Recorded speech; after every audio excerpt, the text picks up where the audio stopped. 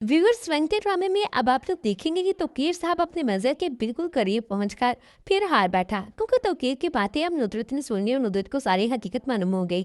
तौकीर तो बहुत कोशिश करेगा नुसरत का मुंह बंद करवा के उसे कमरे में बंद करके दुआ की शादी जल्द से जल्द आजिर से करवाने की, लेकिन दुआ कभी भी ऐसे आजिर से शादी करने के लिए रजामंद नहीं होगी।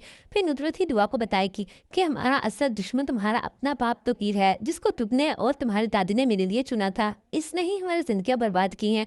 ये आजिर को तुम्हें बेचना चाहता है, आजिर से पैसे लेकर तेरी कीमत लगाकर बैठा है। आहत बुरा नहीं है, आहत को तो उसे दूर करने के लिए इसी ने कोशिशें की और हमारे दिल में बदगुमानी पैदा की है। आहत तुम्हें बिल्कुल ठीक कहता था। तब जाकर दुआ को भी समझ आएगी कि आहत के जो जितने भी शुबहात थे वो सब कुछ ठीक ही साबित हुए हैं। आहत तो पहले दिन से ही समझाने की कोशिश कर रहा था इस दुआ को ही समझ नहीं आ रही थी।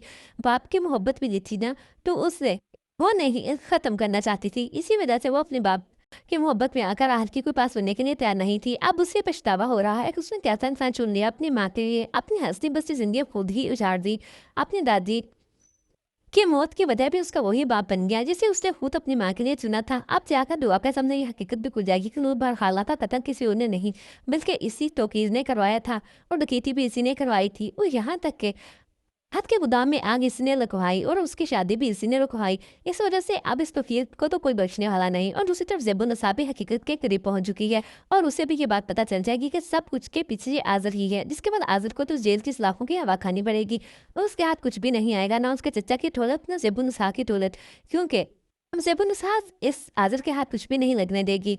आप लोगों को ये ड्रामा कैसा लगता है?